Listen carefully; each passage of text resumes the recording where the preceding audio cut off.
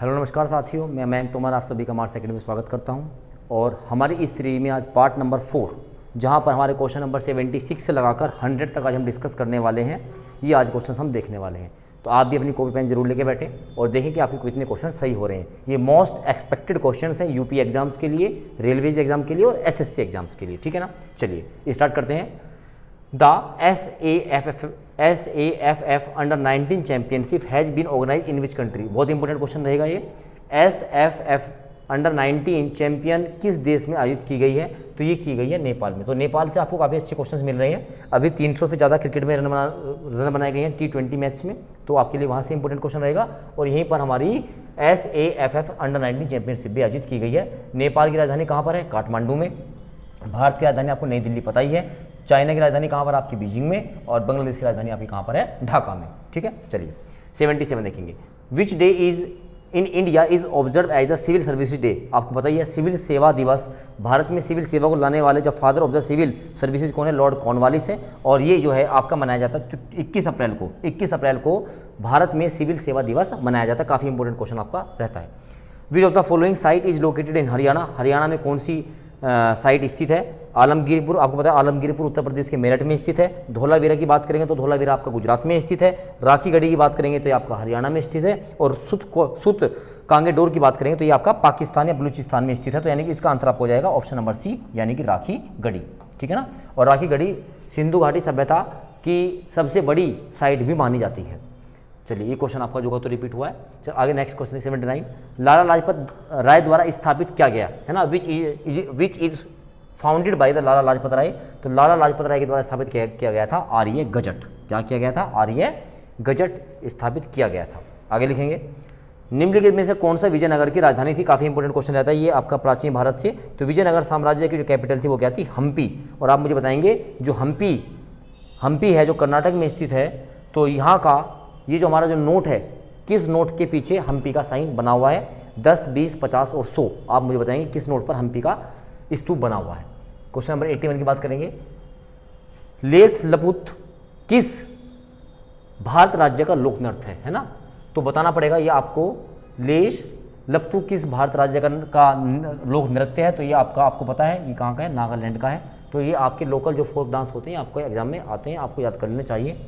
इसके बाद कुमाऊं हिमालय की बात करते हैं। कुमाऊं हिमालय किन दो नदियों के बीच में स्थित है? आपको पता है हमारा जो हिमालय है नदियों के आधार पर 4 भागों में बटा हुआ है। पहले की अगर हम बात करेंगे तो आपका ये पंजाब हिमालय है। आप मेरे लेक्चर जाके देख सकते हैं उस पर। पंजाब के बाद यहाँ पर आपका कुमाऊं हिमालय है। कुमाऊं हिमालय के बाद आपका नेपाल हिमालय है। और नेपाल हिमालय के बाद आपका असम हिमालय है। तो ये ऐसे बांटा गया है। तो ये आपका सतलज रिवर से लगाकर आपका कहाँ तक? काली नदी तक। सतलज से लगाकर कहाँ तक? सॉरी सिंधु से लगाकर, थोड़ा सा एक बार देखेंगे इसको, यहाँ पे देखिएगा ये आपका रहा सिंधु रिवर, इंडस रिवर। तो सिंधु से लगाकर सतलज तक तो रहता है आपका पंजाब हिमालय। फिर सतलज से लगाकर काली नदी तक क्या रहता है आपका? कुमाऊं हिमालय। काली नदी से लगाकर तीस्ता रिवर तक क्या रहता है? और फिर असम हिमालय रहता है तीस्ता से ब्रह्मपुत्र या दिहांग नदी, है ना। तो इसने पूछा है कुमाऊं हिमालय, तो कुमाऊं हिमालय रहेगा सतलज से लगाकर काली नदी के बीच, सतलज से लगाकर काली नदी के बीच रहेगा आपका क्या? कुमाऊं हिमालय। निम्नलिखित में से ब्लैंक खरीफ फसल का उदाहरण है। Among of the following is the example of kharif crop. आपको पता है खरीफ जो होती हैं ये हमेशा गर्मी के मौसम में बोई जाती हैं। तो आपको पता है मटर, चना, गेहूं सब किसकी हैं? रबी की फसल है। लेकिन कपास आपकी किसकी फसल है? खरीफ की फसल है। तीसरी फसल होती है आपकी जायद की फसल, जो आजकल आपकी देख भी रहे होंगे, जिसमें ककड़ी है, खीरा है, तरबूज है, खरबूज है, ये सब किस में आता है? आपकी जायद की फसलें होती हैं। चलिए next. Where is the Nizam Sagar dam is situated. Nizam Sagar बांध कहाँ पर स्थित है? तो ये आपका तेलंगाना में है। और तेलंगाना में भी किस नदी के ऊपर है? मंजीरा। तो मंजीरा नदी के ऊपर आपका स्थित है क्या? निजाम सागर डैम। काफ़ी बार क्वेश्चन एग्जाम में पूछा गया है। नई जलोढ़ मिट्टी, the deposition of the new alluvial soil is known as. तो नई जलोढ़ मिट्टी जहाँ होगी इकट्ठी उसको बोलते हैं हम क्या? खादर। और जो पुरानी मिट्टी हो जाती है उसको क्या बोलते हैं? हम बांगर। तो यहाँ पर नई की बात की जा रही है, तो नई मिट्टी को हम क्या बोलते हैं? खादर बोलते हैं। ऑप्शन नंबर सी इसका बिल्कुल सही आंसर होगा। In which of the following matter union legislature can make law. बताइए किस मामले पर संघ कानून बना सकता है? तो आपको पता है रेलवे जो डिपार्टमेंट होता है ये किसका है? संघ का है। तो यूनियन में रेलवे आता है, आपका डिफेंस आता है, ऑटोमिक सेक्टर आता है, कोल आता है, पेट्रोलियम आता है, LIC आता है, शेयर आता है, ये सब किस में आते हैं? आपके यूनियन में आते हैं। A be talking about the state, अगर हम राज्यों की बात करते हैं तो राज्य में आपकी क्या आती है? रेलवे पुलिस आ जाती है, जुआ सट्टा गैम्बलिंग आ जाता है, आपका एनिमल हस्बेंड्री आती है, पशुधन आ जाता है, आपके लैंड रिफॉर्म्स आ जाते हैं। तो ये सब किस में आते हैं? आपके ये आते हैं आपके राज्य में। अगर हम बात करते हैं किसमें? अगर हम बात करते हैं समवर्ती सूची में, जिसमें राज्य और केंद्र दोनों मिलकर अपने क्या बना सकते हैं? कानून बना सकते हैं। उसमें कुछ जैसे आप देख सकते हैं, जनसंख्या नियंत्रण है ना, पॉपुलेशन कंट्रोल आपके आ जाता है, एजुकेशन उसके अंदर आ जाता है, फॉरेस्ट वन उसके अंदर आ जाता है, कानून व्यवस्था है ना, CRPC IPC, न्यूज़पेपर, इलेक्ट्रिसिटी, ये सब किस में आते हैं? आपके ये आते हैं आपके कॉन्करेंट लिस्ट, यानी कि समवर्ती सूची। समवर्ती सूची का मतलब क्या होता है?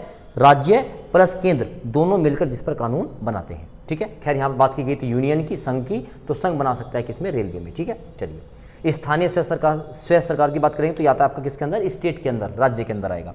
87 विच of the following article prohibits force labour, निम्नलिखित में से कौन सा अनुच्छेद जबरन श्रम पर प्रतिबंध लगाता है? तो आपको पता है ये आर्टिकल नंबर 23, आर्टिकल नंबर 23 और 24 क्या होता है? ये जो है शोषण पर रोक लगाता है, यानी कि यहाँ पर कोई किसी को जबरदस्ती बनाकर, बंधक बनाकर उससे काम नहीं करवा सकता। और जो 24 आर्टिकल है वो उसमें लिखा हुआ है 14 साल के कम बच्चे तक कोई काम नहीं करवाएगा, अगर करवाता है तो उस पर सजा का प्रावधान दिया गया है। चलिए, who among the following recognise the political parties, निम्नलिखित में से कौन राजनीतिक दलों को मान्यता देता है? तो मान्यता देता है इसमें आपका कौन? चुनाव आयोग, यानी कि इलेक्शन कमीशन हमेशा पार्टियों को मान्यता देगा। 89 निम्नलिखित में से कौन GST परिषद की अध्यक्षता करता है? तो GST परिषद की अध्यक्षता करने का काम कौन होगा? जो भारत सरकार का वित्त मंत्री होगा वही GST परिषद की क्या करेगा? अध्यक्षता करेगा। तो हम यहाँ पर कहेंगे केंद्रीय वित्त मंत्री, है ना, केंद्रीय वित्त मंत्री, यूनियन फाइनेंस मिनिस्टर। तो जो बच्चे मेरे ऑफलाइन वाले बैच के हैं सब देखेंगे कि आपके जितने भी मैंने नोट्स बनवाए हैं सब क्वेश्चंस आपको वहीं से मिलते हुए जा रहे हैं। ठीक है ना, आप मुझे कमेंट में बताइएगा क्या आपको ये क्वेश्चन वहाँ पर सब मैंने करवाए हैं या नहीं करवाए हैं। ठीक है, चलिए 90 question. Who among the following did not serve as the vice president of 2 terms, किसने 2 बार उपराष्ट्रपति के रूप में काम नहीं किया? मोहम्मद हामिद अंसारी 2 साल लगातार रहे हैं।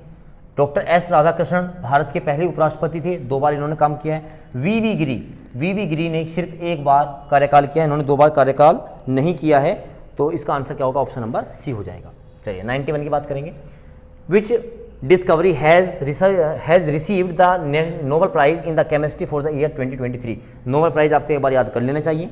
फिजिक्स का भी पहली बात तो नोबेल प्राइज की हम बात करेंगे तो कितने क्षेत्रों में दिया जाता है? 6 क्षेत्रों में दिया जाता है। ठीक है ना, फिजिक्स हो गया, केमिस्ट्री हो गया, मेडिसिन हो गया, लिटरेचर हो गया। ठीक है ना, आपका इकोनॉमी हो गया, इकोनॉमी में सबसे बाद में ही जोड़ा गया था, और आपकी सोशल सर्विस होगी यानी कि सामाजिक सेवा होगी। तो 6 क्षेत्रों में आपको नोबेल प्राइज दिया जाता है। और इसमें पूछा गया है 2023 का जो रसायन विज्ञान का नोबेल पुरस्कार है वो किस खोज के लिए दिया गया है? वो दिया गया क्वांटम डॉट्स के लिए। किसके लिए? क्वांटम डॉट्स के लिए दिया गया। ऑप्शन नंबर बी इसका बिल्कुल सही आंसर होगा। ठीक है ना, अगले लेक्चर में हम फिजिक्स और आपको मेडिकल वाला भी करवा देंगे। ठीक है, चलो 92 में देखेंगे।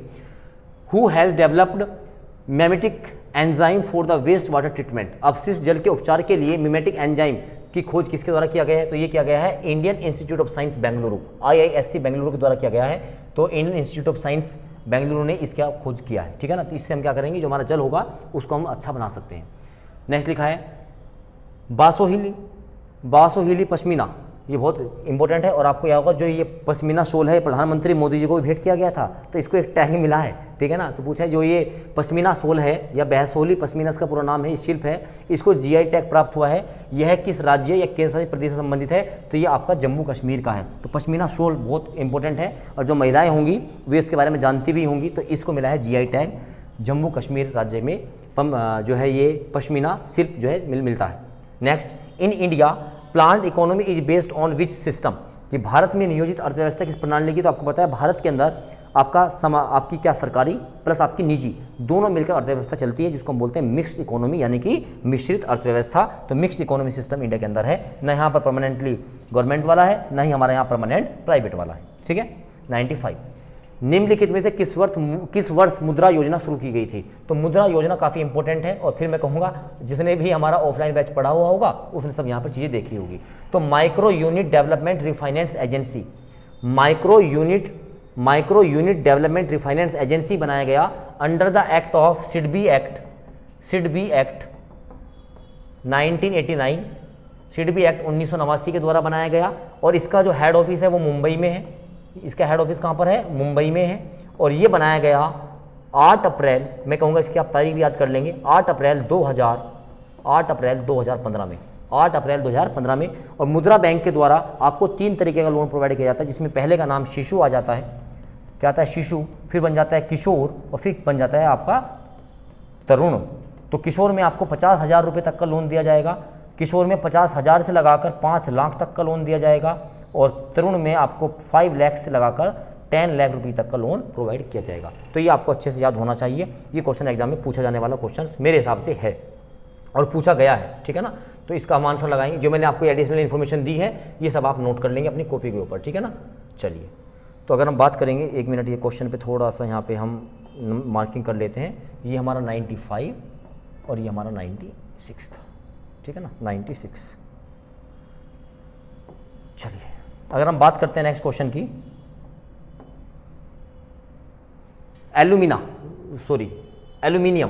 Aluminium is an example of this type of magnetic substance. Aluminium किस प्रकार का चुंबकीय पदार्थ है, तो ये आपको मेरे साथ पता होना चाहिए। एल्यूमिनियम क्या है आपका, पर मैग्नेटिक जो है एल्यूमिनियम का क्या होता है, एक और होता है, एक अयस्क होता है, ये उसी का एक चुंबकीय तत्व माना जाता है। 97, if A star appears blue in bits, देखो जो तारा होता है, स्टार होता है, उसकी एज का पता उसकी आपको रंगों से लगता है। अगर तारा ब्लू है तो मतलब वो यंग है, उसकी रोशनी सूर्य से भी ज़्यादा है।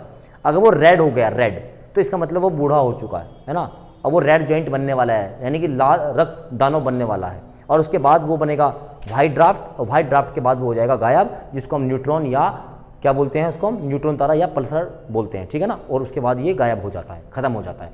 तो अगर कोई तारा नीला दिखाई दे रहा है, इसका मतलब सबसे यंग है, और वो जो है सूरज की तुलना में सबसे अधिक गर्म है ना, वो हॉटर देन द सन से अधिक गर्म है, अगर कोई तारा नीला है तो की बात कर रहे हैं। नीव लिटरेचर फेस्टिवल किस राज्य में आयोजित किया गया है, तो नीव लिटरेचर फेस्टिवल आपका राज्य पूछा है, तो ये बेंगलुरु में आयोजित किया गया था। बेंगलुरु और राजधानी किसकी है, कर्नाटक की राजधानी है। उत्तराखंड की राजधानी आप मुझे बताइए कहाँ पर है, देहरादून। हिमाचल प्रदेश की राजधानी कहाँ पर है, शिमला, ठीक है ना। जम्मू कश्मीर की राजधानी कहाँ है, कश्मीर, और ये आपको पता होना चाहिए। 99, name the former governor of RBI who was often referred as the father of Indian banking reforms. बहुत इंपॉर्टेंट क्वेश्चन बनेगा कि भारत में भारतीय बैंकिंग सुधारों का फादर किसको कहा जाता है, तो कहा जाता है किसको, मेदवोलू नरसिम्हन। क्योंकि नरसिम्हन कमेटी जब आपने पढ़ी होगी तो आरआरबी का रिकमेंडेशन किया था किसने, नरसिम्हन ने ही किया था कि भारत में आरआरबी होने चाहिए। और 2 अक्टूबर 1975 को 1975 को पहला आरआरबी हमारा कौन सा खोला गया था, प्रथमा बैंक खोला गया था मुरादाबाद के अंदर। ये आपको पता होना चाहिए, बहुत इंपॉर्टेंट फैक्ट यहाँ से आता है। तो इन्हीं को कहा जाता है भारतीय बैंकिंग में सुधारों का जनक। लास्ट क्वेश्चन आज का, बच्चों की पुस्तक द क्रिसमस पिग के राइटर कौन है, तो आपने एक शायद हैरी पॉटर एक सीरीज आई होगी, आपने देखी थी, वो हैरी पॉटर भी एक सीरीज लिखी गई थी, वो J.K. राउलिंग के द्वारा लिखी गई थी। J.K. राउलिंग ने ही लिखा है द क्रिसमस पिग, ठीक है ना। तो ये दोनों किताब आपको याद रखनी चाहिए। तो ये 100 क्वेश्चन हमने इसके पूरे कर लिए हैं। आपको अच्छा लग रहा है तो आप एक बार लाइक भी कर सकते हैं, सब्सक्राइब कर सकते हैं, अपने दोस्तों को आप एक बार इसके लिए शेयर भी कर सकते हैं, ठीक है ना। मिलते हैं नेक्स्ट वीडियो में, तब तक के लिए जय हिंद, जय भारत, ऑल द बेस्ट।